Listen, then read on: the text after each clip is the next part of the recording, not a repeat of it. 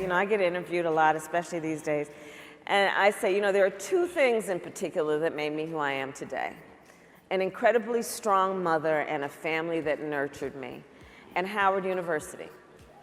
And for those of us who attended HBCUs, and not to the exclusion of those who did not, but to those of us who attended HBCUs, we know what that means.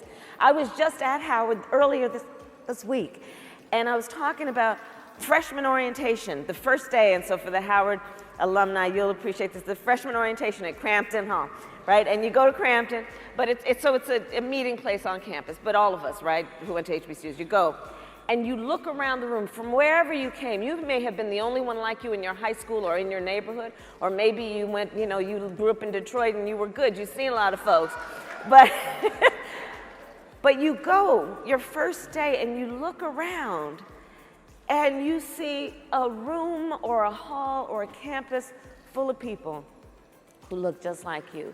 And you then are in an environment where everything tells you that you can be great and you will be given the resources and the expectation to achieve that, and the only thing standing in the way of your success will be you. And it teaches you, it teaches you that you also, as a young black woman or man, that you don't have to be limited by other people's perceptions of who you are.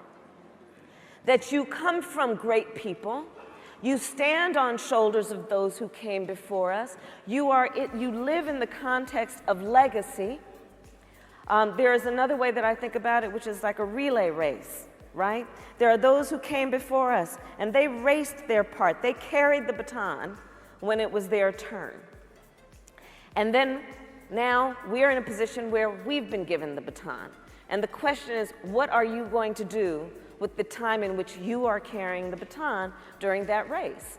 And that's part of what you learn at an HBCU, which is, my mother used to have this joke, and she'd look at us and say, I don't know what's wrong with you kids. You think you just fell out of a coconut tree?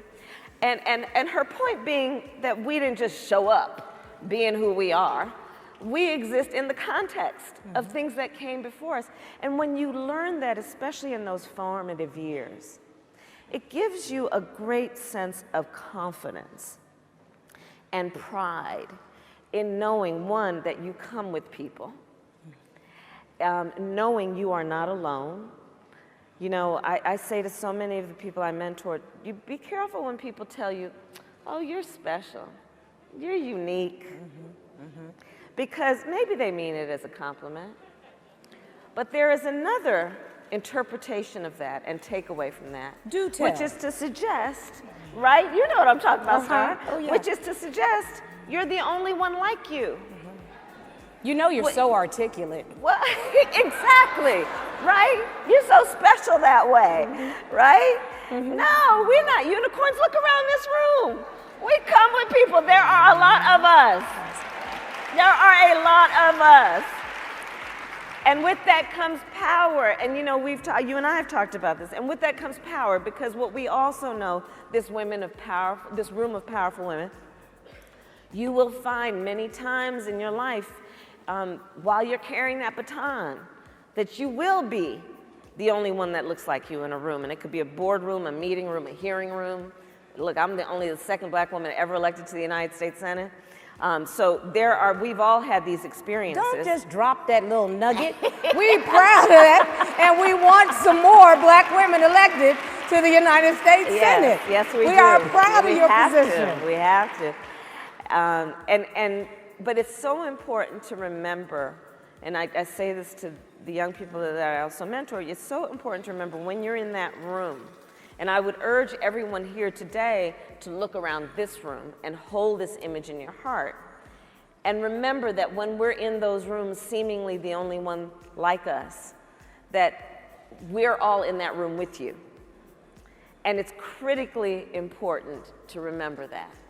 And to remember that everyone here, when you're in that room, is cheering you on and is supporting you and is proud of you. And so sit in that room with, chin up, shoulders back, knowing that your voice is powerful And it represents a whole lot of people who are proud that you are there. And cheering you on the whole time. And cheering you on the whole time.